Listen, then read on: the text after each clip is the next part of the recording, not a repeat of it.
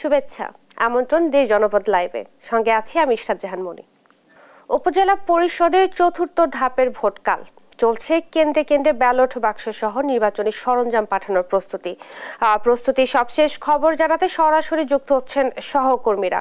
প্রথমেই ব্রাহ্মণবাড়িয়া থেকে যুক্ত হচ্ছেন মেহেদী নূর পরশ। নির্বাচনী সরঞ্জাম বিতরণ শুরু হয়েছে কিনা এবং আইন শৃঙ্খলা বাহিনীর প্রস্তুতি কতদূর, কি কি খবর রয়েছে জানাবেন। হ্যাঁ ঈশ্বর, আপনাকে ধন্যবাদ। আপনি যেমনটা জানতে চেয়েছিলেন, চতুর্থ ধাপে আগামীকাল 5 জুন ব্রাহ্মণবাড়িয়ার 3টি উপজেলা পরিষদে নির্বাচন অনুষ্ঠিত হবে। উপজেলাগুলো হচ্ছে ব্রাহ্মণবাড়িয়া সদর, নবীনগর, সীমান্তবর্তী উপজেলা বিজয়নগর। এই 3টি উপজেলার মধ্য দিয়ে ব্রাহ্মণবাড়িয়ার যে সবকটি উপজেলা রয়েছে, এই সবকটি উপজেলা কিন্তু যে উপজেলা পরিষদের নির্বাচন কিন্তু সম্পন্ন হবে। আজ চতুর্থ ধাপের আজকে নির্বাচনের সরঞ্জামাদি বিতরণ করা হবে। তো এখনো কিন্তু বিতরণ কার্যক্রম শুরু হয়নি। বেলা 12টার পর থেকে কিন্তু বিতরণ কার্যক্রম শুরু হবে। তো আমাকে সংশ্লিষ্টরা জানিয়েছেন, এখন জেলা শহরের যে নিয়াজ মোহাম্মদ স্কুল মাঠে পুলিশের একটি প্যারেড ব্রিফিং চলছেন। এই প্যারেড ব্রিফিং এর পরে কিন্তু তারা নির্বাচনের যে যাবতীয় যে সরঞ্জাম রয়েছে সেগুলো কিন্তু তারা বিতরণ কার্যক্রম শুরু করবে। ইতিমধ্যে আমি এখন দাঁড়িয়ে আছি যে ব্রাহ্মণবাড়িয়া সদর উপজেলা মিলনায়তনে। এখানে দেখতে পাচ্ছেন যে নির্বাচনের যেসব সরঞ্জামাদি রয়েছে, ব্যালট বক্স, পেপার এবং ব্যালট সিল, এগুলো স্তরে স্তরে রাখা হয়েছে। এবং যেসব নির্বাচনের দায়িত্বে যারা পালন করবে তারা কিন্তু ইতিমধ্যেই চলে আসেন এখান থেকে এগুলো বুঝে নেওয়ার জন্য। এবং এছাড়া আইন শৃঙ্খলা বাহিনীর সদস্যরা কিন্তু এখনো আসেননি, তারা আসলেই কিন্তু এর কার্যক্রম শুরু হবে। তো আমি যদি আপনাকে একটি বিষয় বলে রাখি, এই 3টি উপজেলায় চেয়ারম্যান পদে 19 জন, ভাইস চেয়ারম্যান পদে 25 জন এবং মহিলা ভাইস চেয়ারম্যান পদে 12 জন প্রতিদ্বন্দ্বিতা করছেন। তো নির্বাচনের ব্যালট পেপার যে রয়েছে, এই ব্যালট পেপার আজ ভোর 4টার মধ্যে যেসব কেন্দ্র রয়েছে এইসব কেন্দ্রে কিন্তু কড়া নিরাপত্তার মাধ্যমে কিন্তু এইটি বুঝিয়ে দেওয়া হবে এবং সেখানে পাঠানো হবে।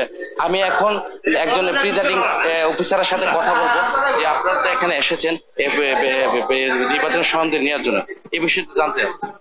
যে আমি মোহাম্মদ জাফর আহমেদ, সিনিয়র প্রভাষক, শিলপুর আলহাজ হারুন ডিগ্রি কলেজ এবং 119 কাছাড় সরকারি প্রাথমিক বিদ্যালয়ের প্রিজাইডিং অফিসার। আমরা আসছি, আমরা অল্প কিছুক্ষণের মধ্যে আমরা নির্বাচনে মালামাল নিয়ে এবং আইন শৃঙ্খলা রক্ষা তত্ত্বাবধানে আমরা আমাদের সেন্টার ইনশাল্লাহ চলে যাব। ধন্যবাদ আপনাকে। তো নির্বাচনের সার্বিক দায়িত্বে যে রয়েছেন রিটার্নিং কর্মকর্তা, তিনি আমাকে জানিয়েছেন ইতিমধ্যে তারা সব ধরনের প্রস্তুতি গ্রহণ করেছেন। নির্বাচনে র্যাব, পুলিশ, বিজিবি, আনসারের পাশাপাশি নির্বাহী ম্যাজিস্ট্রেট এবং জুডিশিয়াল ম্যাজিস্ট্রেট দায়িত্ব পালন করবেন। এখন পর্যন্ত এই 3টি উপজেলায় কোনো ধরনের কোনো সংঘাতের খবর পাওয়া যায়নি। তো আইন শৃঙ্খলা রিটার্নিং কর্মকর্তা বলেছেন তারা কঠোর নজরদারিতে রয়েছেন যাতে কোনো ধরনের কোনো বিশৃঙ্খল পরিবেশ সৃষ্টি না হয়। তারা অবাধ এবং সুষ্ঠু নির্বাচনে, তারা একটি গ্রহণযোগ্য নির্বাচনে তারা একটি ভূমিকা রাখবেন বলে আমাদেরকে জানিয়েছেন। ঈশ্বর, নির্বাচনের সার্বিক বিষয়ে এ ছিল আমার কাছে সর্বশেষ। পরশ, আপনাকে ধন্যবাদ। ব্রাহ্মণবাড়িয়া থেকে নির্বাচনের খবর জানাচ্ছিলেন মেহেদী নূর পরশ। এবার সিরাজগঞ্জ থেকে নির্বাচনের আরো খবর জানাতে যুক্ত হচ্ছেন সহকর্মী সায়েম উদ্দিন। সায়েম, নির্বাচনী সরঞ্জাম বিতরণের কি খবর রয়েছে আপনার কাছে, বিস্তারিত জানাবেন। ঈশ্বর, ধন্যবাদ। আসলে সিরাজগঞ্জে এই চতুর্থ ধাপে যে নির্বাচন অনুষ্ঠিত হচ্ছে সেটি কিন্তু সিরাজগঞ্জের 2টি উপজেলায় উপজেলা পরিষদ নির্বাচন অনুষ্ঠিত হচ্ছে, সিরাজগঞ্জের রায়গঞ্জ উপজেলা এবং সিরাজগঞ্জের কামারখন্দ উপজেলা। আমরা রয়েছি এখন কামারখন্দ উপজেলা পরিষদে। এখান থেকে সহকারী রিটার্নিং কর্মকর্তার কার্যালয় থেকে আসলে প্রত্যেকটি কেন্দ্রে ইভিএম এর যে সরঞ্জাম রয়েছে সেগুলো বিতরণ করা হবে। আমরা একটু দেখাতে চাই আপনাকে যে এখানে আসলে সব ইভিএম এর যে সরঞ্জামাদি রয়েছে সেগুলো কিন্তু আসলে সাজানো গোছানো রয়েছে। প্রত্যেকটি কেন্দ্র যারা দায়িত্বপ্রাপ্ত রয়েছেন, গ্রাম পুলিশ এবং আনসার সদস্য এবং অন্যান্য যারা প্রিজাইডিং এবং পোলিং অফিসাররা, তারা কিন্তু ইতিমধ্যেই উপজেলা নির্বাহী কার্যালয় এবং এই সহকারী রিটার্নিং কর্মকর্তার কার্যালয়ে এসে উপস্থিত হয়েছেন। এখন ভিতরে আলোচনা সভা চলছে, সেই আলোচনা সভা শেষে আসলে সবাইকে যার যার দায়িত্ব এটি আসলে বন্টন করে দেওয়া হবে। কিছুক্ষণের মধ্যেই আসলে সেই প্রক্রিয়াটিও শুরু হবে। এর মধ্যে আমরা যে কামারখন্দ উপজেলায় দাঁড়িয়ে আছি, সেই কামারখন্দ উপজেলায় কিন্তু মাত্র 4টি ইউনিয়ন নিয়ে গঠিত। এই 4টি ইউনিয়নে ভোট কেন্দ্র রয়েছে 55টি। এছাড়াও রায়গঞ্জ উপজেলা পরিষদের নির্বাচন অনুষ্ঠিত হচ্ছে, সেখানে ভোট কেন্দ্র রয়েছে 109টি। এই কামারখন্দ উপজেলার ভোট কক্ষ রয়েছে মাত্র 385টি। আমরা এখানে যারা আসলে দায়িত্বপ্রাপ্ত রয়েছেন তাদের সাথে কথা বলেছি যে কিছুক্ষণের মধ্যেই কিন্তু আসলে এই প্রক্রিয়াটি শুরু হবে। যারা পোলিং অফিসার রয়েছেন তাদের হাতে দায়িত্ব দিয়ে দেওয়া হবে এবং সেই জিনিসগুলো কিন্তু আজকেই কেন্দ্রে কেন্দ্রে পৌঁছে যাবে এবং সকালেই কিন্তু সেই ভোট মানে চতুর্থ দফার যে ভোট গ্রহণ সেটি কিন্তু সকাল 8টা থেকে অনুষ্ঠিত হবে। আমরা রায়গঞ্জ উপজেলায় আসলে যে ভোট অনুষ্ঠিত হচ্ছে, সেই রায়গঞ্জ উপজেলায় ভোটার রয়েছেন 2,61,840 এবং কামারখন্দ উপজেলা যেহেতু 4টি ইউনিয়ন নিয়ে গঠিত, খুব ছোট একটি ইউনিয়ন সেই উপজেলা, এবং এই উপজেলায় আসলে 1,21,650 জন ভোটার উপস্থিতি রয়েছে। সকাল থেকেই আসলে এখানে যারা পোলিং অফিসার এবং যারা প্রিজাইডিং অফিসার রয়েছেন তারা আসলে প্রত্যেকটি কেন্দ্রে প্রত্যেকেই আসলে তাদের যে টিম রয়েছেন সেই টিম নিয়ে আসলে উপস্থিত হয়েছেন এই সহকারী রিটার্নিং কর্মকর্তার কার্যালয়ে। এছাড়াও কিন্তু সহকারী রিটার্নিং কর্মকর্তা আমাদের জানিয়েছেন যে বিপুল সংখ্যক কিন্তু আসলে প্রশাসন এবং গ্রাম্য পুলিশ আনসার আসলে প্রত্যেকটি জায়গায় আসলে মোতায়েন রয়েছে। এছাড়াও র্যাবের সদস্যরা এবং ডিবি পুলিশের যারা সদস্যরা রয়েছেন তারা কিন্তু আসলে এই নির্বাচনে কিন্তু উপস্থিত থাকবেন এবং কোনো ধরনের অপ্রীতিকর ঘটনা ঘটলে আসলে তারা সাথে সাথে যেন ব্যবস্থা গ্রহণ করতে পারে সেই প্রক্রিয়া কিন্তু রয়েছে। আসলে এই ছিল আমার কাছে নির্বাচনী সরঞ্জামাদি বিতরণের সর্বশেষ ইশরাত। সায়েম, আপনাকে ধন্যবাদ। সিরাজগঞ্জ থেকে নির্বাচনের খবর জানাচ্ছিলেন সহকর্মী সায়েম উদ্দিন। দেখছেন দেশ জনপদ লাইভ।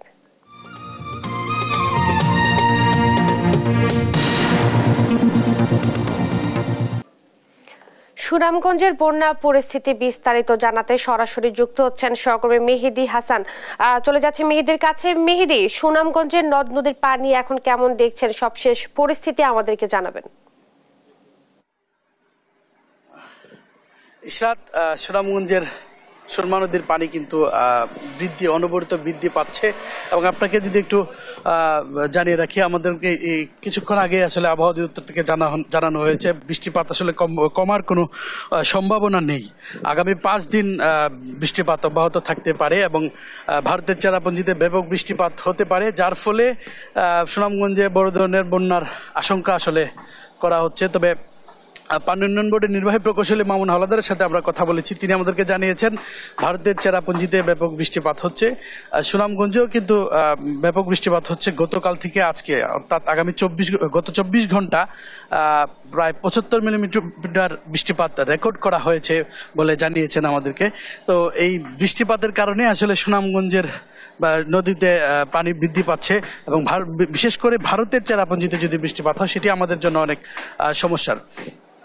তিনি আমাদেরকে জানিয়েছেন যদি ভারতের চেরাপুঞ্জিতে বৃষ্টিপাত বন্ধ হয়ে যায় এবং পাহাড়ি ঢল না নামে তাহলে হয়তো পানি কমে যেতে পারে। তবে আরেকটি বিষয় আপনাকে জানিয়ে রাখি, সুনামগঞ্জের হাওরগুলো কিন্তু এখন বর্তমানে কানায় কানায় ভরে গেছে, যার কারণে সুনামগঞ্জের যে স্থানীয় লোকজন তাদের মনে একটি আতঙ্ক বিরাজ করছে, কারণ হাওর উপচে আসলে লোকালয়ে পানি প্রবেশ করবে। এই পানি আসলে মানুষের বাড়ির ঘরে উঠবে, যে তখন আসলে একটি ভোগান্তির সম্মুখীন হবেন সুনামগঞ্জের লোকজন। আপনাকে আরেকটি বিষয় জানিয়ে রাখি, সুনামগঞ্জের প্রায় 5টি উপজেলা যে গ্রামীণ সড়কগুলো আছে সেই গ্রামীণ সড়কগুলো কিন্তু পানিতে ডুবে গেছে এবং বিশেষ করে তাহিরপুরের যে সড়কটি আছে প্রধান সড়ক, সেই সড়কটি আসলে গতকাল থেকে পানিতে নিমজ্জিত আছে এবং আজকে দ্বিতীয় দিনের মতো কিন্তু সরাসরি সড়ক যোগাযোগ তাহিরপুরের সাথে বিচ্ছিন্ন রয়েছে সুনামগঞ্জের।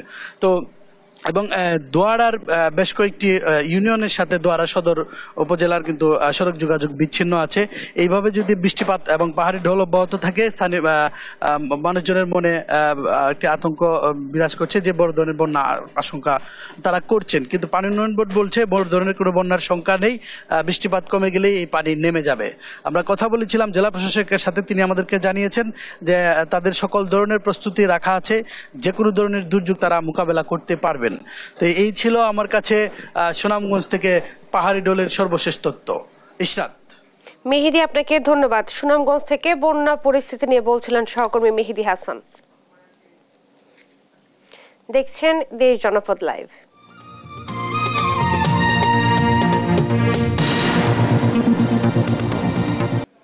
সর্বজনীন পেনশন স্কিম বিধিমালার প্রজ্ঞাপন থেকে পাবলিক বিশ্ববিদ্যালয়সমূহকে অন্তর্ভুক্তি প্রত্যাহারের দাবিতে খুলনা ও বরিশাল বিশ্ববিদ্যালয়ের শিক্ষকদের ধর্মঘট চলছে। এ নিয়ে বিস্তারিত জানাতে খুলনা ও বরিশাল থেকে সরাসরি যুক্ত হচ্ছেন সহকর্মী নুর ইসলাম রকি এবং শফিক মুন্সি। শুরুতেই চলে যাচ্ছি সহকর্মী রকির কাছে। রকি, শিক্ষকরা কি বলছেন, কি জানেন এই ব্যাপারে আমাদেরকে বিস্তারিত জানাবেন। ধন্যবাদ ঈশ্বর। সারা দেশে নেই কিন্তু খুলনার যে পাবলিক বিশ্ববিদ্যালয়গুলো আছে এই বিশ্ববিদ্যালয়গুলোতে কিন্তু আসলে আজকে কর্মবিরতি চলছে। আমরা এই মুহূর্তে আছি খুলনা বিশ্ববিদ্যালয়। এখানে সকাল থেকেই শিক্ষক সমিতির উদ্যোগে অর্ধদিবস কর্মবিরতি চলছে।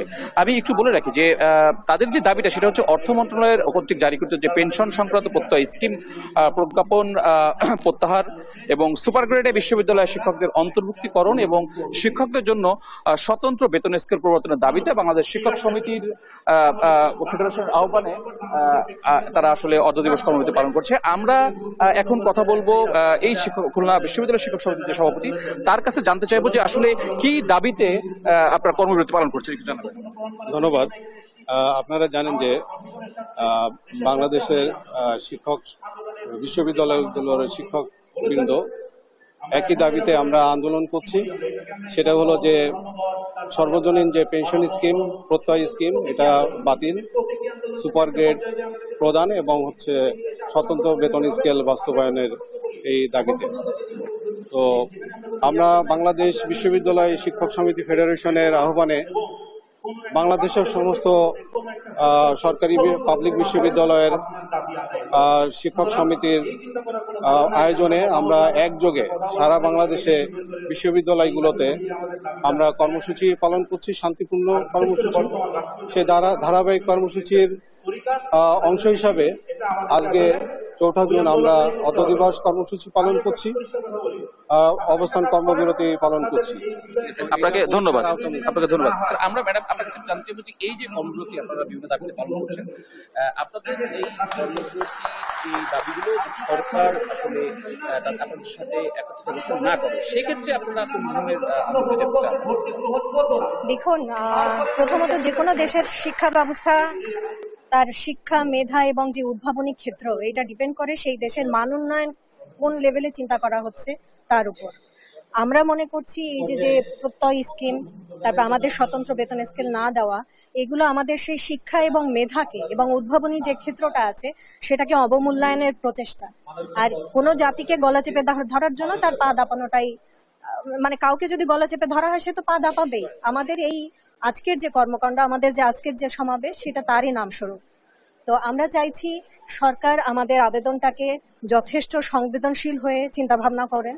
আমাদের প্রত্যয় স্কিম প্রত্যাহার থেকে শুরু করে আমাদের এই যে শিক্ষা, আমাদের যে চেতনা, আমাদের যে উদ্ভাবনী ক্ষেত্র, এটাকে নিশ্চিতকরণের জন্য আমাদের স্বতন্ত্র বেতন স্কেল চালুকরণ, তার জন্য সরকার যতটুকু সংবেদনশীল হওয়া প্রয়োজন, আমাদের সাথে একাত্মতা ঘোষণা করা প্রয়োজন, ততটুকু করবেন। আমরা এটা তার কাছে আন্তরিকভাবে প্রত্যাশা করছি এবং আমাদের দাবি আদায় না হওয়া পর্যন্ত আমাদের ফেডারেশন থেকে শুরু করে আমাদের শিক্ষক সমিতি সবাই যে সিদ্ধান্ত আসবেন আমরা সবাই তার সাথে একাত্মতা ঘোষণা করব। ধন্যবাদ ম্যাডাম। দর্শক, আপনারা যেটা শুনতে পারলেন যে খুলনা বিশ্ববিদ্যালয় শিক্ষক সমিতির উদ্যোগে যে কর্মবিরতি চলছে, আজকে দুপুর 1টা পর্যন্ত তারা এই কর্মবিরতি পালন করবে এবং তাদের যে দাবি সেটা হচ্ছে যে সরকার শিক্ষকদের কথা বিবেচনা করে তাদের এই দাবির সাথে একত্রিত ঘোষণা করবে। আমরা এখন চলে যাচ্ছি বরিশালে, সেখানে আমাদের সহকর্মী আছে শফিক মুন্সি, তার কাছে জানতে চাইবো যে সেখানকার শিক্ষকদের কর্মবিরতির বিষয়ে বিস্তারিত। রকি, ধন্যবাদ আপনাকে। আসলে আপনি যেমনটি বলছিলেন যে খুলনা বিশ্ববিদ্যালয়ের মতো কিন্তু বরিশাল বিশ্ববিদ্যালয়েও সারা দেশে যতগুলো পাবলিক বিশ্ববিদ্যালয় আছে সেই গুলোর মধ্যে সমন্বয় করে কিন্তু আজ সকাল থেকে শিক্ষকরা কিন্তু কর্মবিরতিতে গিয়েছেন এবং তাদের সাথে কিন্তু একাত্মতা প্রকাশ করেছেন এই বিশ্ববিদ্যালয়ের কর্মকর্তা যারা আছেন তারা। আমরা এখন বিশ্ববিদ্যালয়ের যে গ্রাউন্ড ফ্লোর সেখানে আছি এবং আমাদের দর্শকদের কিন্তু দেখাতে পারছি যে কর্মবিরতি যাওয়া শিক্ষকরা কিন্তু এখানে আসলে অবস্থান করছেন তাদের মূলত যে জায়গাটাতে আসলে সমস্যা তারা চিহ্নিত করেছেন, তারা বলছেন যে সার্বজনীন যে পেনশন স্কিম তার নতুন যে স্কিমটি এসেছে সেটিতে কিন্তু আসলে স্বায়ত্তশাসিত প্রতিষ্ঠান গুলোও আসলে অন্তর্ভুক্ত করা হয়েছে এবং এর প্রেক্ষিতে আগামী 1 জুলাই থেকে যারা বিভিন্ন পদে আসলে চাকরিতে যোগ দেবেন তারা কিন্তু আসলে একটা বৈষম্যের শিকার হবেন বলেই আসলে তারা দাবি করছেন। আমরা আরো বিস্তারিত জানার জন্য বরিশাল বিশ্ববিদ্যালয় শিক্ষক সমিতির সভাপতি ডক্টর আব্দুল বাতেন চৌধুরীর সাথে কথা বলবো। স্যার, আপনারা আসলে কি কি দাবি নিয়ে বা মূলত কি কারণে আসলে কর্মবিরতিতে আছেন? গত কয়েকদিন আগে 13ই মার্চ অর্থ মন্ত্রণালয় কর্তৃক একটি প্রজ্ঞাপন জারি করা হয়েছে, যে প্রজ্ঞাপনে বিশ্ববিদ্যালয়কে প্রত্যয় স্কিমের আওতায় এনে আলাদা করে পেনশন স্কিম ঘোষণা করা হয়েছে। তো এই পেনশন স্কিম প্রত্যাহারের দাবিতে এবং আমাদের এর আগে আরো 2টি দাবি ছিল, সুপার গ্রেড প্রদান এবং স্বতন্ত্র বেতন স্কিমের দাবিতে আজকে আমাদের এই অর্ধ দিবস কর্মবিরতি চলছে। আমরা বরিশাল বিশ্ববিদ্যালয় শিক্ষক সমিতির সাধারণ সম্পাদক ডক্টর তারেক মাহমুদ আগের সাথে কথা বলবো যে আসলে আপনারা এই কর্মসূচি সামনে আসলে পরিকল্পনা কি করছেন? জি, অসংখ্য ধন্যবাদ। বিষয়টি হচ্ছে যে এটা বলা হচ্ছে সার্বজনীন পে স্কেল বা সার্বজনীন বিষয়টি, কিন্তু খুবই দুঃখজনকভাবে আমরা দেখতে পাচ্ছি যে বিষয়টা আসলে সার্বজনীন না। বিষয়টি আসলে জোর করে আমাদের যে সাধারণ শিক্ষক আমরা যারা আছি আমাদের উপরে চাপিয়ে দেওয়া হচ্ছে। আমরা বর্তমান সময়ে আপনারা জানেন বাংলাদেশ বিশ্ববিদ্যালয় শিক্ষক সমিতি যে ফেডারেশন আছে তাদের যে কর্মসূচি আসে সেই কর্মসূচির সাথে সাথেই আমরা একসাথে চলছি এবং ভবিষ্যতে আমরা অবজার্ভ করছি। আপনারা সবাই জানেন যে আমাদের যে বর্তমান সরকার আছে তারা শিক্ষা ব্যবস্থা নিয়ে সবসময় তারা পজিটিভ। আমরা আশা করি তারা আমাদের এই আন্দোলন পজিটিভ ভাবেই দেখছেন, কারণ আমরা আসলে ইতিবাচক ভাবেই সামনের দিকে আগাচ্ছি। আমরা আস্তে আস্তে দেখছি আমরা সামনের দিকে আন্দোলন আরো কঠোর থেকে কঠোর কর্মসূচির দিকে যাব যদি আমাদের এই দাবি মানা না হয়। আমরা বরিশাল বিশ্ববিদ্যালয়ের আরেকজন জ্যেষ্ঠ শিক্ষক, তার সাথে আসলে কথা বলবো। স্যার, এই যে কর্মবিরতি আপনারা করছেন, আপনারা মূলত সার্বজনীন যে পেনশন সবগুলো স্কিমের বিরোধী নাকি শুধুমাত্র আপনাদের যেটা আসলে দেওয়া হচ্ছে সেটার বিরোধী? ধন্যবাদ আপনাকে। আপনি জানেন যে সর্বজনীন পেনশন স্কিমের যে নতুন করে একটা স্কিম খোলা হয়েছে প্রত্যয়, এই প্রত্যয়ের অন্তর্ভুক্ত আমাদের করা হয়েছে এবং সেখানে স্বায়ত্তশাসিত প্রতিষ্ঠান, আধা স্বায়ত্তশাসিত প্রতিষ্ঠান এবং রাষ্ট্রায়ত্ত প্রতিষ্ঠান কিছু এদেরকে এই প্রত্যয় স্কিমের আওতায় আনা হয়েছে। সুতরাং এখানে কিন্তু সমস্ত সরকারি কর্মকর্তা কর্মচারী যারা আছে তাদেরকে কিন্তু এই প্রত্যয় স্কিমের আওতায় আনা হয়নি। তাহলে এই বৈষম্য কেন? আমাদের আজকে যেখানে মাননীয় প্রধানমন্ত্রীর স্মার্ট বাংলাদেশ বিনির্মাণের সহযোদ্ধা হিসেবে আমরা কাজ করছি, আমরা সমাজ বিনির্মাণে অন্যান্য সব জায়গায় আমাদের শিক্ষকদের নিরলস পরিশ্রম এবং ভূমিকা রাখছে, সেখানে একটি মহল ষড়যন্ত্রমূলক ভাবে আমাদেরকে এই প্রত্যয় স্কিমের অন্তর্ভুক্ত করে আমাদের ভবিষ্যৎ অনিশ্চিত করে দিয়েছে। আমি মাননীয়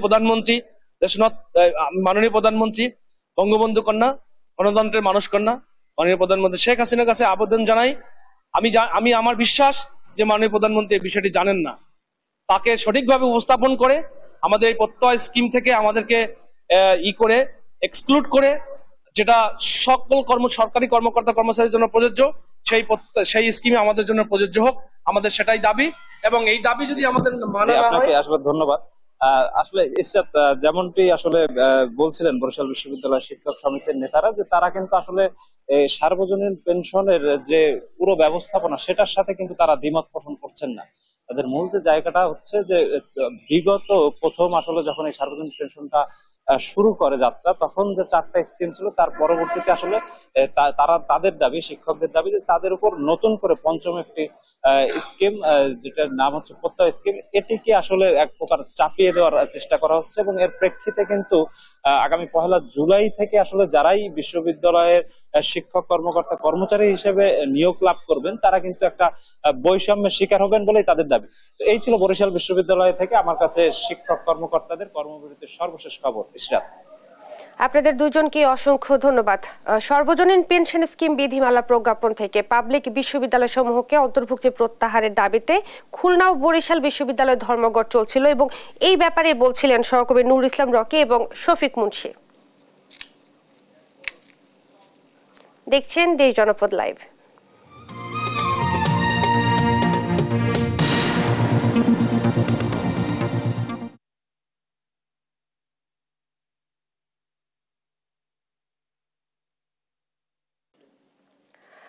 নিত্যপণ্যের বাজার দরের বর্তমান পরিস্থিতি জানাতে জামালপুর থেকে যুক্ত হচ্ছেন সহকর্মী মেহেদি হাসান। আমরা চলে যাচ্ছি মেহেদির কাছে। মেহেদি, কেমন দেখছেন নিত্যপণ্যের বাজার এবং কোন পণ্যের দাম কেমন, কি কি খবর রয়েছে জানাবেন? আপনাকে ধন্যবাদ। আমি এখন অবস্থান করছি জামালপুর শহরের সবচেয়ে যে বড় বাজারটি রয়েছে সকাল বাজার, সেখানে এখানে কিন্তু যে শশা কিন্তু 20 টাকার কেজি যে শশা ছিল সেটি কিন্তু আজকে কিনতে হচ্ছে সাধারণ ক্রেতাদের 40 টাকা দিয়ে। এছাড়াও বিভিন্ন পণ্যেরই দাম বৃদ্ধি পেয়েছে। এর মধ্যে রয়েছে পেঁয়াজের দাম কিন্তু আজকে 80 থেকে 85 টাকায় বিক্রি হচ্ছে। এছাড়াও মাছ মাংসের যে দাম সেটি কিন্তু দীর্ঘদিন যাবতীয় প্রায় 2 থেকে 3 মাস হয়ে গেল যে দাম বৃদ্ধি পেয়েছে সেটি কিন্তু আর কমেনি। এখনো গরুর মাংস কিনতে হচ্ছে 700 থেকে 750 টাকা কেজি দরে, আর খাসির মাংস কিনতে হচ্ছে 1100 টাকায়। এছাড়াও আজকের বাজারে ডিম প্রতি পিস ডিম যে রয়েছে এক হালি ডিমের দাম রয়েছে আজকে বাজারে 50 টাকা। সবকিছু মিলে কিন্তু ক্রেতাদের একজন নাবিশ্বাস চলছে। কারণ এছাড়াও সামনে যে কুরবানির ঈদ সেটি কিন্তু এই কুরবানির ঈদকে উপলক্ষ করে কিন্তু যে মশলার বাজার সেটিও কিন্তু অনেক চড়া। 2800 টাকার যে মশলা সেটি কিন্তু এখন পাওয়া যাচ্ছে 4700 থেকে 4800 টাকায়। সবকিছু মিলিয়ে মাছের বাজারও একই অবস্থা। মাছের প্রতি কেজিতে 40 থেকে 50 টাকা বৃদ্ধি পেয়েছে। সবকিছু মিলে এক ধরনের নাবিশ্বাস চলছে। ঈশ্বর, এই ছিল আমার কাছে সর্বশেষ তথ্য। ঈশ্বর। মেহেদি, আপনাকে ধন্যবাদ। জামালপুর থেকে বাজার পরিস্থিতি জানাচ্ছিলেন সহকর্মী মেহেদি হাসান।